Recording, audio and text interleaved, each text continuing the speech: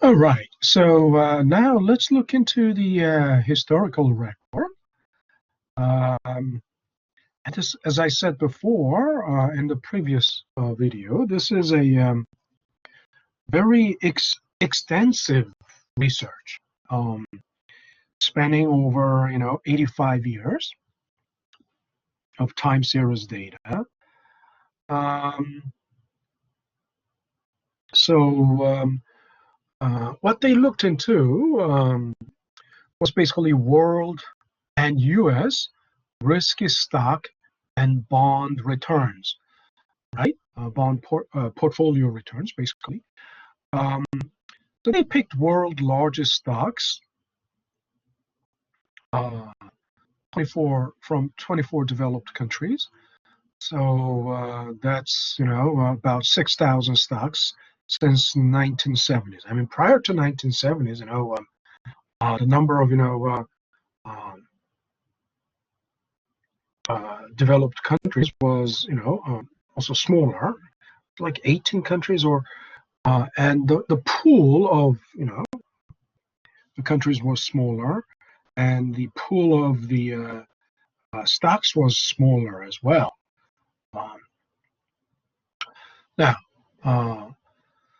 large for U.S. stocks, the large stocks were Standard and Poor's 5,000, 500. I'm sorry, 500 largest uh, cap, largest capitalization, right? By capitalization. Small stocks, smallest 20% on New York Stock Exchange. S&P 500 is already 500 large, companies representing like each sector or each industry, sector of the economy or each industry. So small stocks are, 20%, smallest 20% on New York Stock Exchange, NASDAQ, and American Stock Exchange. So currently, these are about, 1,000 stocks. World bonds, same as countries as world's largest uh, stocks.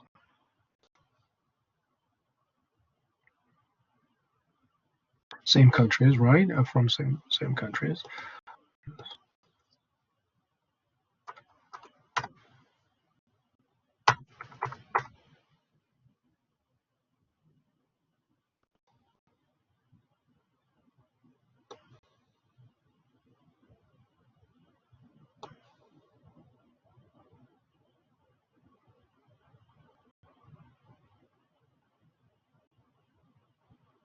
Now, you may wonder where they get, how do they pick? I mean, um, how do they pick world's largest stocks? Uh, the data pool for,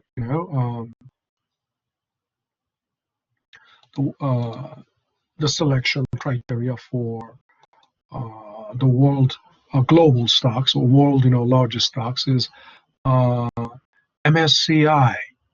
Um, Bloomberg MSCI uh, data, right? MSCI is, like Morgan Stanley, uh, more stands for Morgan Stanley Composite Index, or um, I forgot the exact, it always just goes by the acronym, but the full name is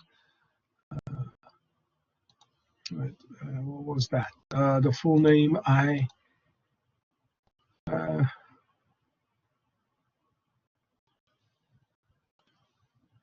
I think the full stands for a Morgan Stanley Composite Index or something like that.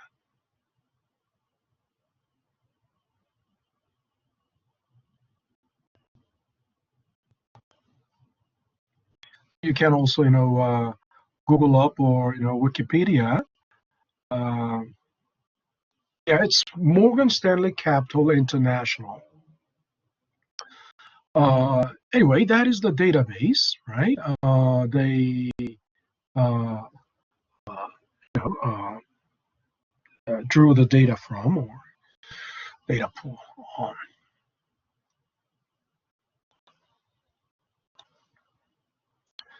So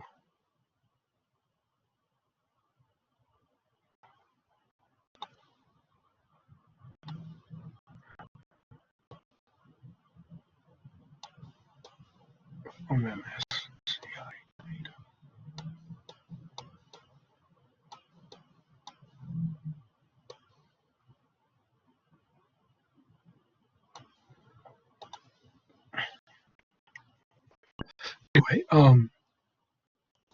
so what? And this is table 5.3 or 5 point, yeah, and this is very extensive. I could only put it sideways, horizontally, because you can't, um, you can't put it in portrait. Um, this is so weird, but even if it is sideways, you can just turn your head slightly, to the side and look at it horizontally, and you can tell, first, the left. First, no, they are broken down into uh, types of returns, risk, uh, and the sub periods. First, is total return, which is basically measured by geometric average, and total returns are broken down into 4 sub periods, right? The overall 3 sub periods, and the overall entire period, 1926 through 2010, and 1920. So that's the entire period, and 1926 through 1955, and 1956 through 1985, and 1986 through 2010. It's like almost like uh,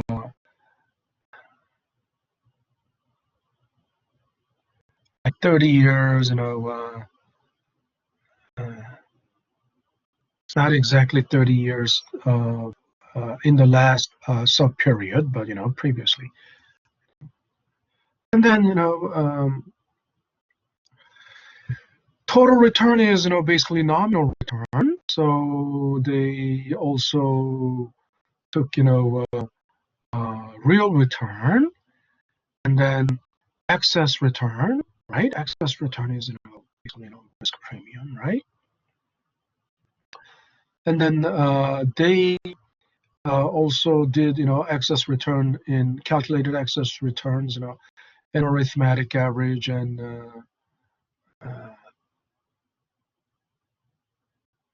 took the standard deviation, calculated standard deviation, and minimum return, maximum return, and also deviation from the normal distribution.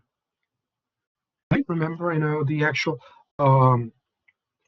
using likewise normal distribution, and they uh, calculated kurtosis and skew, right? To check if these results were deviating from normal distribution or not. And then performance statistics, man, it's hard to see. And most of all, Sharpe ratio. Look at the Sharpe ratio. Sharpe ratio, value at risk, and then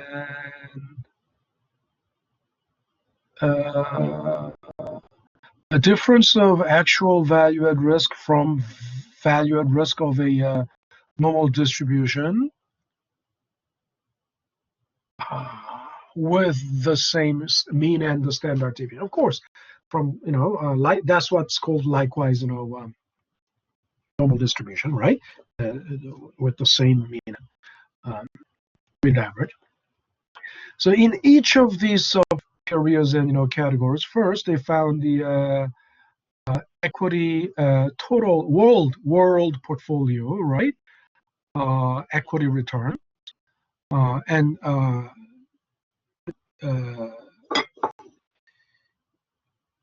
based on US dollar price, right?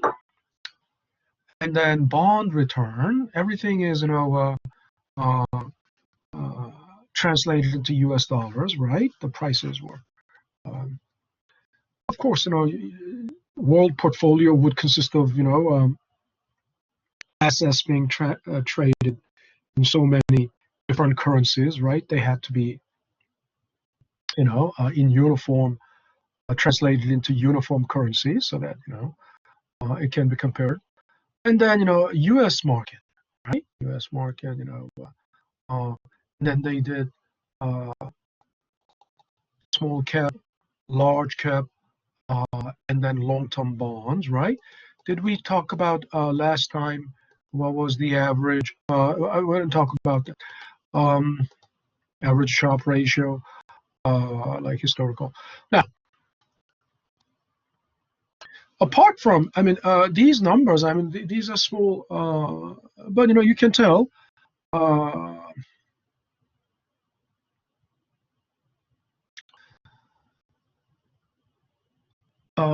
Overall, look at this, 9.21. Oops. The entire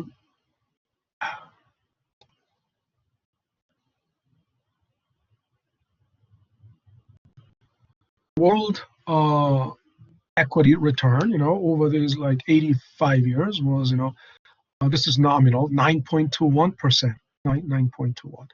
But real, that's excess return. Real return, total rate, real return, that was nominal. Real return wasn't that far behind. It was like 8.03%, right? Only like 1% inflation, 1.2. And look at the U.S. Small stocks, small cap, entire period 11 point, and of course these are all annualized, 11.8, and then 8.54. Large cap, pretty much like world equity returns, 9.82, and then real return was 8.43. Not that far, right? Pretty much. So, and then I'm just skipping the bond, but bond obviously they show pretty much the same result, right? I mean, some periods would have some periods might um, have slight variations, but the trends are pretty much the same. I mean, the world, the more and more as towards the uh, late 20th century, and from mid to 20th century, world economy is pretty much integrated. I mean, even during the Great Depression, I mean, 1926. Think about it. 1926. That's the Great Depression period. And it's not only the U.S. The entire world economy was also in Great Depression, right? Especially Europe. Germany was in very dire, depression after losing World War One. And look at during that period, 8.31 nominally, and I can't even barely read it.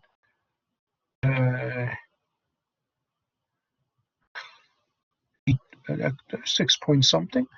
But just a few, uh,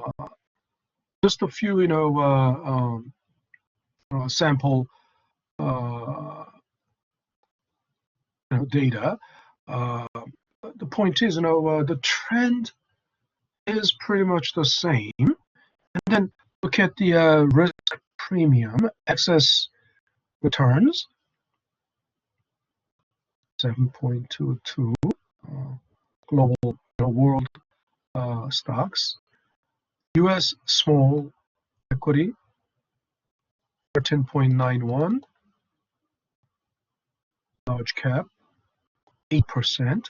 So U.S. did better than world average. Of course, and center of the uh,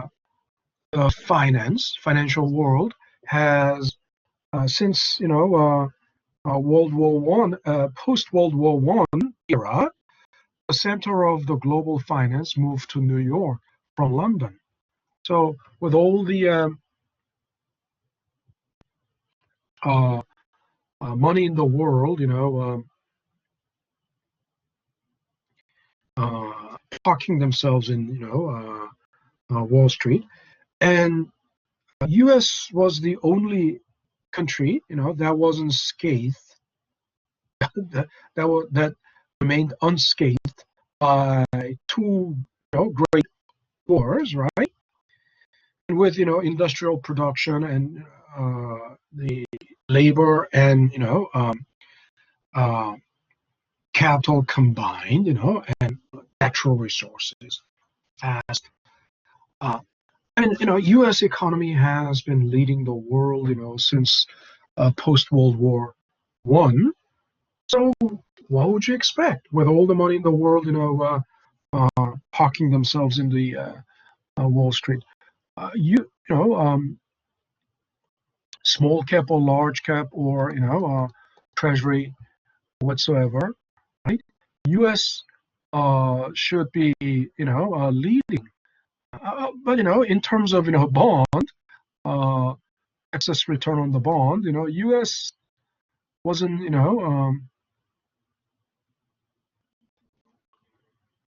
U.S. wasn't the leader. Actually, world did slightly better, 2.09 in terms of excess return, right? And of course, that's quite understandable. I mean, if the stock market is doing well, bond market bond return won't be doing well, vice versa, right? Because the money moves from, if the stock market is not doing well, the money finds haven or shelter and bond, right, for safety, right? Anyway, we can't go through every from the we can't go through everything on the table. So, but let's take a look at the summary statistics, right? So this is the world equity portfolio, right? Mean looks like something like 8 point something, right? I mean, that's not what's important, right? What's important, because the mean values, you can read it from the table. What's important is this is U.S. large cap, small cap. Look at the variance of the small cap, right? This is almost 90%. Of course, the mean is just like 11. Mean is found on a very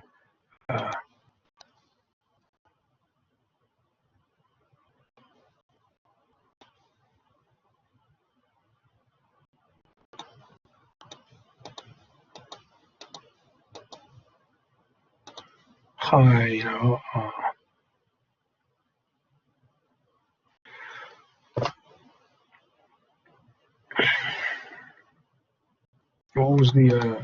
what was the mean for U.S. Yeah, small cap 11.980, something like that. Even real return was 8.54, right? Large cap 9.9, 9.62 for nominal return, and 6.43. Is it 8 or 6? But small cap. Look at this. Very wide variance. I mean, even one standard deviation would be one standard deviation would be at least something like one standard deviation here.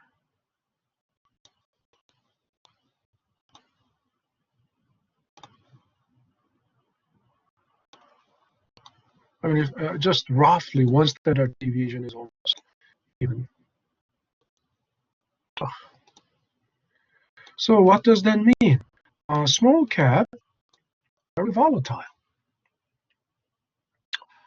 And of course, volatility means, there's also a good chance of, making, higher return, very high return, extraordinarily. And look at the variance of the bond. This is the world, right? Of course, bond would have very low variance, right? Bond returns would have very low variance. And this is,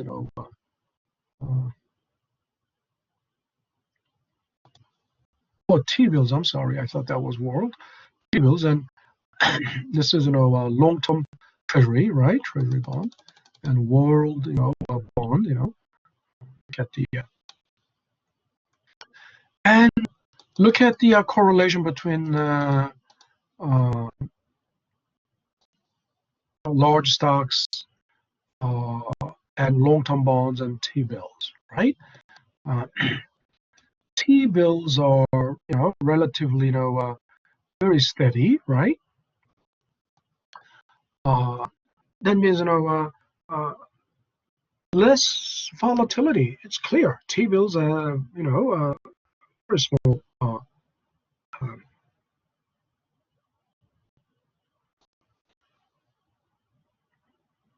very small volatility, and that was already, seen here, right?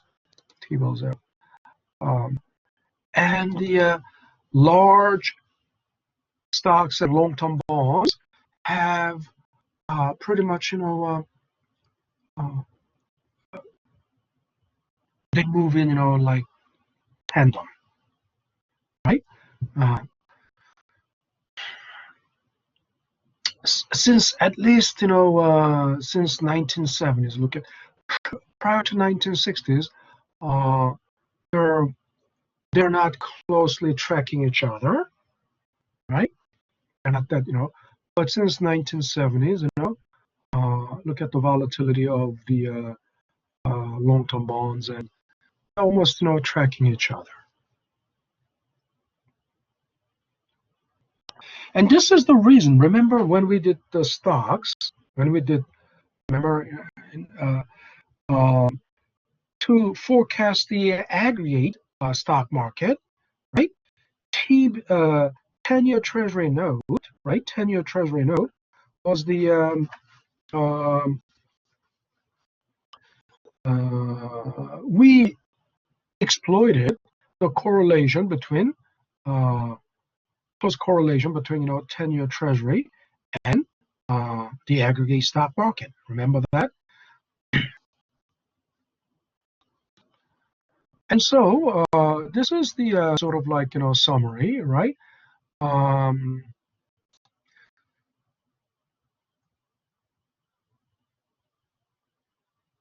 So the real geometric average, right? Real return, real cost of equity for large corporations, right? Large cap has been about 6%. Excess returns need not be adjusted for, we found real returns from nominal returns by adjusting for inflation, right? As for excess returns, don't we need to adjust it for? No, we don't need. Why? Because they are returns over and above nominal risk-free nominal risk-free rate. So we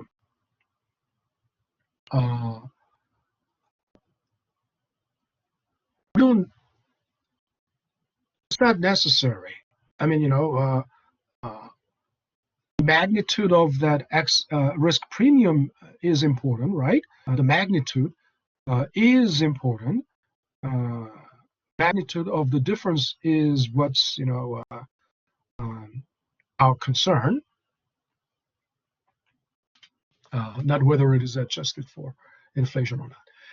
Average real rate on small stocks has been on consistent decline, steadily approaching that of large stocks. That was the trend, and this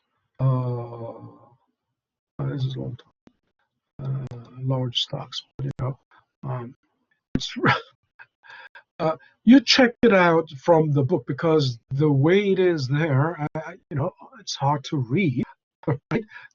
These fine prints, my eyes are, I mean, it's hard to, but as you, but let's take a look, small cap, each period, right? Small stocks, they did much better, 11.32 in the earlier, early, the first 30 years, right? And then 13, much better. But then, from 1985, look at, it's like 8.99 or 9.99, and this is, large cap, 9.71, right? They are pretty much, close. They are pretty close, 8 point, real return on the small cap, 8.9. So from like the last 30 years, in the late 20th century and early 21st century, small cap return has pretty much, closed the gap with the large cap returns, meaning, don't find that much, opportunity in the small cap. Why would that be the case? Why is that? It's pretty much, it's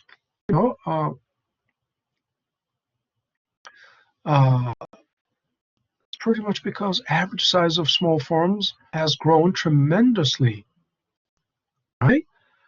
What used to be a small company back in 1980, right? Like Apple was a very small startup. Microsoft was a small startup. They are now industry giants, right? And it used to be, in 1980s, they were these are, new high-tech companies, and they all were listed in and traded on NASDAQ. They are still on NASDAQ, right? So, and NASDAQ used to be the index for, and the market for exchange, right? For small high techs, but it's no longer for small high techs. So their size has reached the level where there exists little remaining small firm premium, right?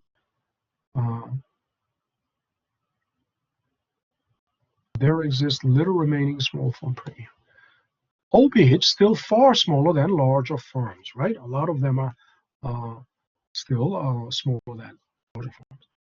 And higher than historical average returns recently by long-term bonds are due largely to capital gains earned as interest rate plunged in 2009, 2010, Great Recession, right? And, after the financial crisis, right? Low interest rates, right? Helped, long-term bonds, right? Higher valuation, right? Capital gains. And large differences in the average returns across historical periods. reflect tremendous volatility of annual returns. None of the differences between sub-periods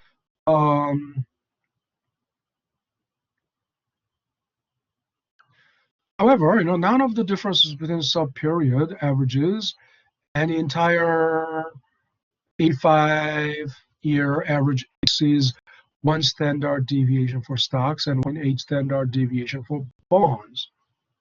1.8 standard deviation is already very, think about it. Within 2 standard deviations, that's like 96% of the data, right? But for bond, the variance is relatively very small for bonds. So obviously, 1.8 standard deviation is, in terms of standard deviation, it's a large standard deviation, but in terms of numbers, won't be that wide range of variance, right? So differences in sub-periods are nothing but statistical noise. In other words,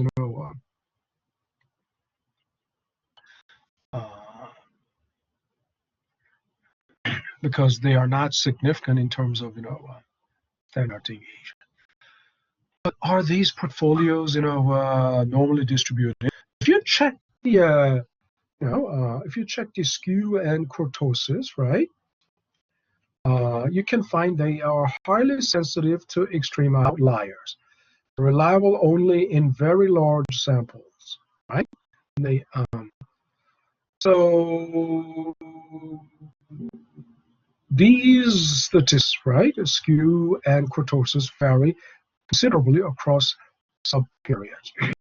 And through, you can find excessive positive kurtosis. Positive kurtosis, polar, distribution is taller than normal. It's leptokurtic rather than mesokurt. And negative skew. Negative skew means distribution is more to the right, right? So extreme gains and losses are significantly more likely than would be predicted by normal distribution. So we need, value at risk with likewise normal distribution to augment the standard deviation. Value at risk is in order, right? Now, important thing is the Sharpe ratio of the stock portfolio.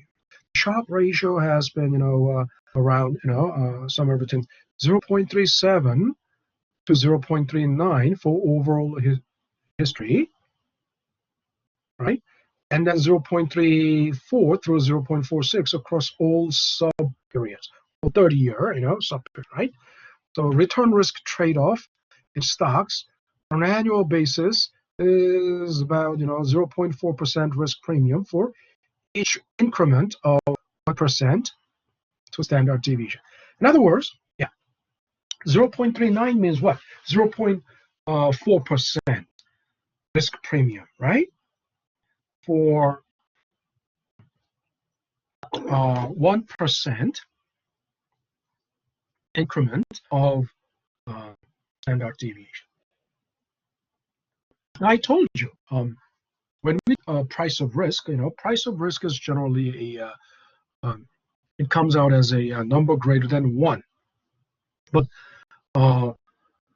usually, Sharpe ratio comes out as a number between 0 and 1. Why? It's the same risk premium divided by, one thing is divided by variance, and the other thing is, Sharpe ratio is divided by standard deviation.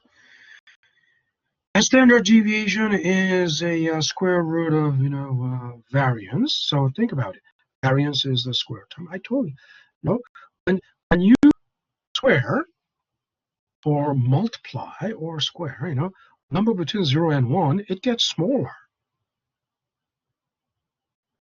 So when you divide by variance, you get a, as a result, you get a bigger number than when you divide it by um, standard deviation, right?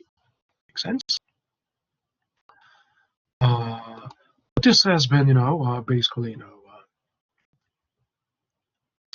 like last 85 years, 1926 through 2010 uh, trend, or I wouldn't call it trend, it looks like, but like a mean, right? Average, right? And what about international diversification? Well, because we had, world, equity and world bond, and did we find significant difference between, world stock performance and U.S. stock performance? Eh, not very much, Uh, International diversification doesn't deliver impressive improvement for passive investors. If you're a passive investor, right?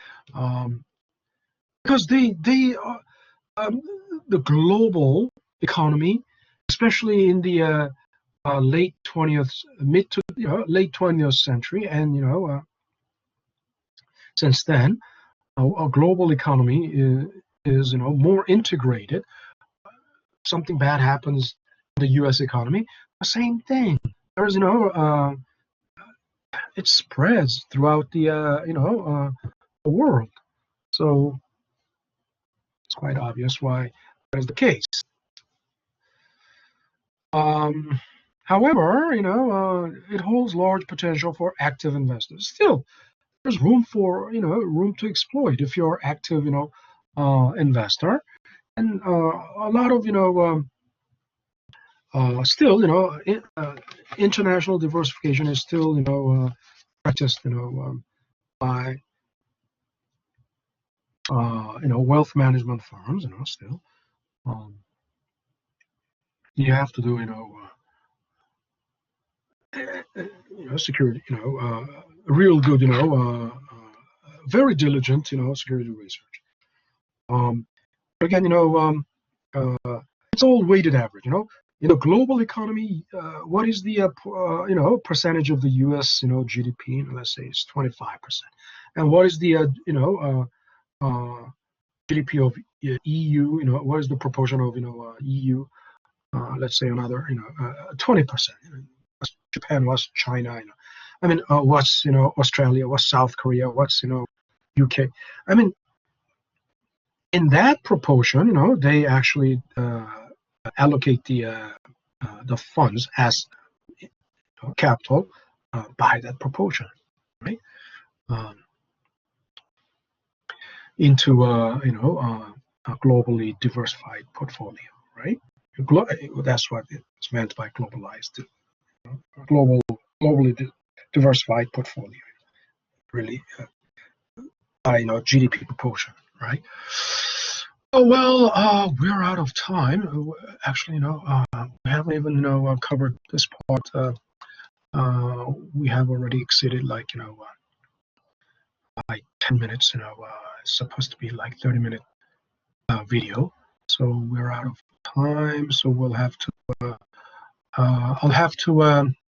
We'll have to continue in the next next session. Thank you for watching. I'll see you guys in the next video. Stop recording.